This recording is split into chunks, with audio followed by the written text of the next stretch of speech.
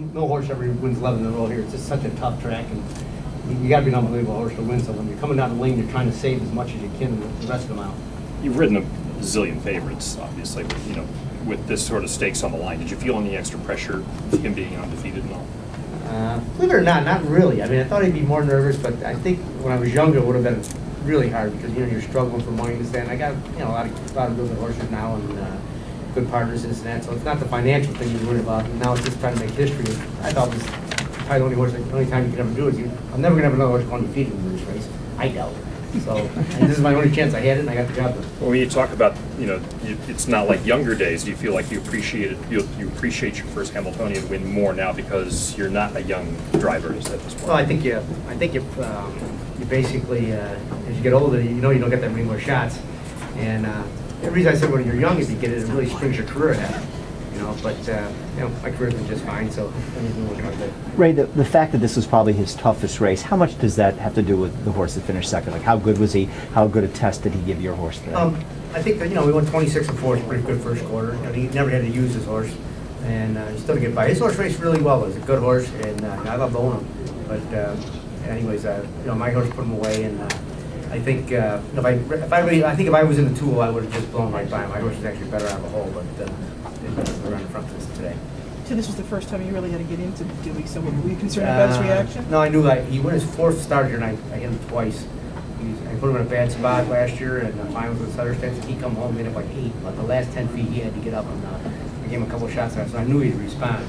You know, and that's the second time he's ever felt the stick. Have we seen him really full out? I mean, was this supposed to the maximum, you know, spend everything in the tank effort that you would see it from him? No, I think he's going to end up good. I think he's got a shot of beating 150 out west. You know, going to Kentucky or the coin. Especially if somebody cuts some fractions for him, because he's definitely better for behind. But you know, he was a bad on the front tonight. What is the next step? Have you thought about it? Probably just got. I had the American National. I think I'm going to skip that because he'd be away from home too long. Probably going to go to DuQuoin, and maybe, you know, might go up to Vernon Downs for a race that Jeff Burrell was talking to him earlier or something like that. Prep race for DuQuoin, and then he goes right to the Canadian Trotting Championships, and then to Kentucky. So he's got kind of a couple weeks here for sure, not doing much. Ray, everyone's looking for the first 150 trotter. Have you thought about time trialing? Yeah, I might do that then to Lexington. Once Lexington's over, the weather's good and all that, something like that. But yeah, he probably get his chance somewhere though. Somebody's gonna, you know, cut out some wild fraction someday. And hopefully I'm setting in, and that's what he can do it. Seeing a little bit of a renaissance of trainer drivers winning this race with Trent Spencer and yourself and Roger Hammer. What do you think that means? I have no idea. But these other drivers are very good. They're unbelievable. Unbelievably good. Ray, you said earlier in the year, you know, everybody gets beat. You're referring to your horse that he was going to lose. Well, now he hasn't lost. Is there extra motivation on your part to kind of pick your spots carefully to stay unbeaten? No, I ain't going to dodge no bullets. I mean, I might, like the one race I'm telling, I might go to the American National $20,000. All the next 4 biggest races he's going to be at. And, you know, we're not dodging him. But Would you like to have a rivalry of sorts with Craze then? I mean, do you see that as maybe being a budding rivalry for the rest of the year? yeah, it might be. You know, that's what usually happens. Usually another horse has to come out to make another one great. So hopefully that's what happens. The horse himself seems to do a little bit of ham. He turns for the cameras, he looks at the crowd. I mean, is he like that all the time? Oh, he's great. NBC was out at the farm, and for 4 hours I rode him, I swam him, he jogged, and he stood there, and he hooked, he goes. He's really, that's his best quality. He's just got such a good disposition. Just turn yourself. There you go. Thank you. The owners are saying that they're having the greatest time with this horse. It's pretty easy when you win the Hambletonian and undefeated, but what is it about having a horse and these group of people together and making it fun? Well, a lot of them have been owners for me for years. I've known them for years. They've been really good, and then plus, like I said, nobody ever can yell about it. I mean, they can't complain because the horse never loses. I can't do anything wrong. That's what you think. That's when you're to complain. But they've all been really good. And Alan Levitt's never said a word. I think he thinks he's going to jinx me, you know, but he's never even called, so it's kind of funny. You're saying what an incredible experience this whole last couple of weeks has been for you. Talk about that a little bit. Well, I was telling somebody at Sears, I said in the locker room, like, probably up until Thursday, I mean, I must have got 50 calls a day. Guys want to see Dewey, film him, blah, blah, blah, blah. Just getting bombarded. People were very nice, but after a while, you almost get tired of it. And then I said, I can't imagine when an NFL quarterback goes to the Super Bowl is going to come through. It's like every day that. But no, there's a lot of press. It was a relief to get done, you know.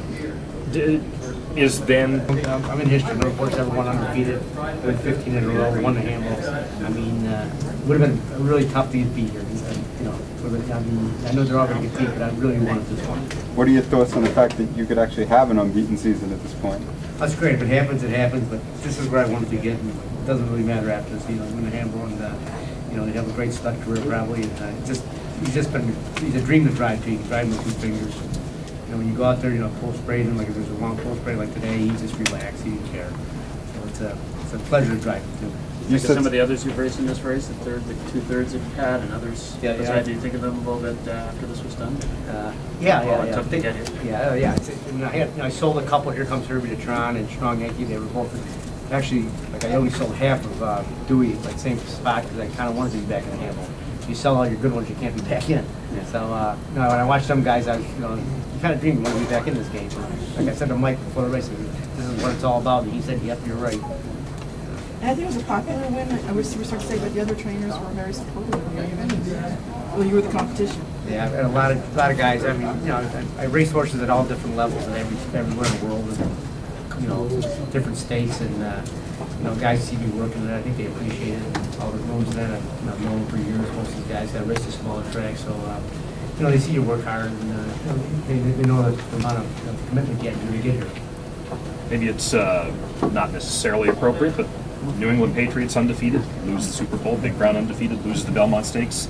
Deweycheatumnhow undefeated, wins the Hambletonian. All day. Why did somebody told me that today? I wasn't even thinking about it. I'm thinking, like, why did you say that? I didn't really say that. Yeah. But you say you're clearly know how to celebrate. So how are you going to celebrate? How are you going to spend the next couple of days? I'll probably drink about 1,000 beers tonight. Here's one to start with. Don't get warm up too soon. Anyways, but my guys like to party, win, lose, or draw, so we'll really be. I won't be too good shape too, so we'll call it. No post-race comments tomorrow morning. You'll be. No. Warning. No morning. I miss that, man. It's part of my life, I guess. Yeah. You said about going up to Vernon that Corral he's just going to put up a special race for you? I talked to Jeff before because I really don't want to go to Chicago. I'll be gone for a month from my farm, of course, and I asked Jeff, and he said he'd probably do something like that, put a special thrill or something like that. And, Louder. Yeah, he wants to put a special thrill open, and he said he'd probably do something like that for me, and because it's a good draw for the track and everything. And I'm a New York guy, so I think I'd get a good crowd. You think it'll fill? Yeah. What time frame is that? Probably 2 weeks, maybe 3. Any chance no Des No, DuQuoin for sure. I think I'm going to skip the American National. Okay. What about Dewey? What does he get to celebrate with? He'll get a couple days off, and he's got his own. He's got his own apartment. He can walk in and out of a half-acre paddock anytime he wants, and we'll give him 3-4 days. And I might even get up tomorrow when I get up and ride him a little bit. It's a great feeling. And share some special moments. It's a special moment to share He's with a him. great horse. You ride him, he just enjoys it. And most Sunday mornings I get up 6:37, take him for a ride before I start the day, and it's fun. And the swimming part of it, he enjoys that too. Oh, he does. Yeah, he just pops right in. He even swims when we put him in that paddock when he's by himself. So he takes a dip here and there, especially when it's hot and flies and all that kind of stuff. Right. Hey, John, you want to get in here? Ray, his first 4 wins were kind of easy. Was this like his best race? Yeah, he had to reach down. The 4th win he had to reach down to. But, it's got a perfect trip, and he hit the dig, but he got the job done. The major emotion you were thinking when you got to Wire? Oh man, it actually was like a relief. Man, he did it. I don't care how much good you think you drive, you still need a great horse to do it. Because we didn't see, but what was your expression on your face when you crossed the wire? Were you smiling or just I think crying a little bit? I Christ cry. It's great. No, this is great. Never changed. We're getting the truth now. That's what you do this game for to win. Right. And he got the job done. It was a great feeling. And you did feel a little pressure in this match there. Yeah, he was coming. So you don't. It was a dogfight there. But I kind of felt we'd hang in there. So, I would have ran it with 1 by 8.